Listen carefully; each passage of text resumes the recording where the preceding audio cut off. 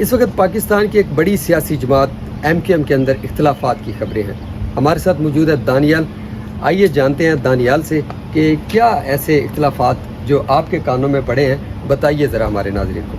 MQM Pakistan میں جو اختلاف کی باتیں ہیں وہ تو اگر میں یہ کہوں کہ 10 سال سے ہیں تقریباً، تو وہ بالکل غلط نہیں ہوگا. لیکن اس وقت آپ یہ کہہ لیں کہ کھلی لفظی ایک جنگ ہے ود ان اے پارٹی، اور مصطفیٰ کمال صاحب، خالد مقبول صدیقی اور پھر اس کے بعد فاروق ستار صاحب آپس میں ایک دوسرے کے خلاف ہمیں بات کرتے ہوئے دکھائی دے رہے ہیں. لیکن یہاں پر میں آپ کو بتاؤں کہ یہ سمجھنا کہ ضروری ہے کہ یہ سلسلہ شروع کب ہوا ہے.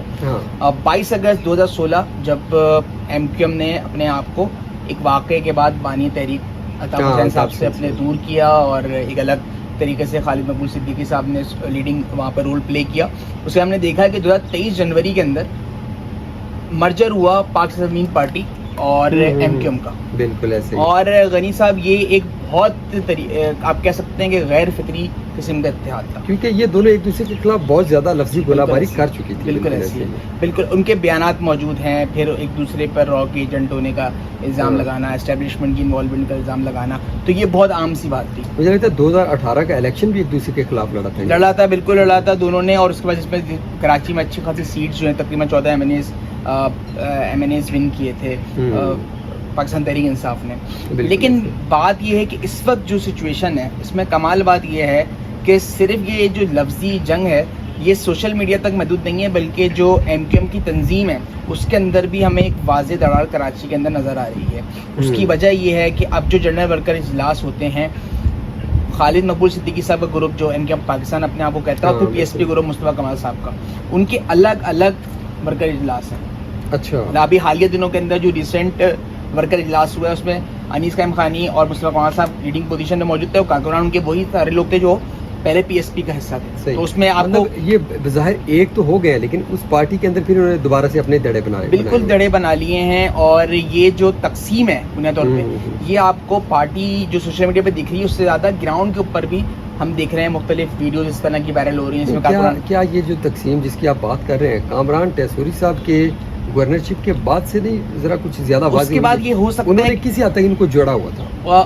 اس حد تک بات ہو سکتی ہے کہ جب فاروق صاحب نے کہنا شروع کیا کہ کامران ٹیسوری کی گورنرشپ واپس دی جائے، تو مصطفیٰ کمال صاحب نے بولا کہ اگر یہ پولیٹیکل اسٹیٹمنٹ ہے اور پارٹی پالیسی ہے تو ہمیں اس سے بے خبر کیوں رکھا گیا. ہم بھی پھر قومی اسمبلی کے اندر یہ بات کریں. کیونکہ میں انٹرسٹنگلی آپ کو بتاؤں، جس دن بجٹ پیش ہوا ہے پاکستان کا، اسی روز جب فاروق صاحب نے میڈیا سے گفتگو کرنا شروع کی تو انہوں نے پہلی بات یہ رکھی کہ سندھ کے اندر ہماری گورنرشپ کو ہمیں بحال واپس دیا جائے. تو جب آپ کے اندر اس طرح کی اس پلیٹ فارم کے اوپر آپ اس طرح کا مطالبہ رکھ رہے ہو جو آپ کا خالصتاً ایک پارٹی کے حوالے سے آپ کا نقطہ نظر ہو، تو میرا خیال ہے پھر یہ جو اختلافات شدہ اختیار کر رہے ہیں اس کی ایک وجہ بنتی ہے. تو پھر ایسا تو نہیں ہوگا مستقبل میں کہ کہیں یہ آپس میں پھر سے ٹوٹیں اور پھر یہ گورنمنٹ سے بھی جائیں گے؟ کیونکہ ان کو جو وزارتیں ملی ہیں وہ تو ایک جب یہ جوائنٹ ہوئے تو اس کے بعد ملی ہیں. بالکل دیکھیں یہ ہو سکتا ہے. لیکن میں آپ کو ایک اور کمال بات بتاؤں، جس طرح آپ نے سوال کرنا بالکل ایک ٹھیک سوال ہے. لیکن مجھے یہ لگتا ہے کہ کراچی کی سیاست میں MQM ریلیونٹ ہو گئی ہے. اس کی وجہ یہ ہے کہ سوشل میڈیا پر تو لوگ ذکر کرتے ہوئے دکھائی دیتے ہیں، لفظی جو گولہ باری ہے وہ ہو رہی ہوتی ہے، لیکن گراؤنڈ میں فیلڈ میں کراچی والوں کا کنسرن یا ٹیبل ٹاک کا پارٹی اختلافات اب ہے ہی نہیں. کیونکہ 40 سال کا جو پیریڈ گزارا ہے، جو ان کی پاسٹ ہسٹری ہے، اس کے اندر یہی اختلافات ہیں. لیکن اس میں ایک داد دینا یہ بنتی ہے کہ جو 30 سال تک ایک تنظیم چلتی رہی بنا کسی لیڈر کے، اس کا لیڈر موجود یہاں پہ نہیں تھا، تو تنظیمی ایک کنٹرول تھا. ہم نے یہ دیکھا کہ جب وہ کنٹرول گیا پارٹی سے تو پارٹی کے اندر جو ہے نا وہ اختلافات بھی شدت اختیار کر گئے. اب تنظیم کے اندر جو بات ایک ڈرائنگ روم میں ہوتی ہے وہ لیڈران ایک دوسرے کے خلاف عوامی اجتماعات میں یہ بات کہہ رہے ہیں. تو میرا خیال ہے کہ MQM اس وقت جو ہے وہ اسٹرکچر جو اس کا ہے بنیادی طور پہ وہ بھی تباہی کا اس وقت شکار ہے. تھینک یو، آپ نے بہت فریش رپورٹ دی ہے.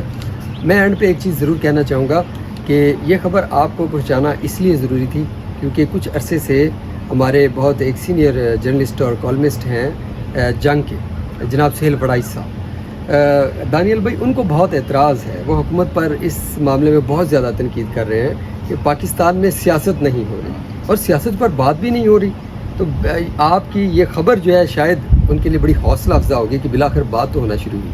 بہت شکریہ آپ سب کے دیکھنے کا. Thank you.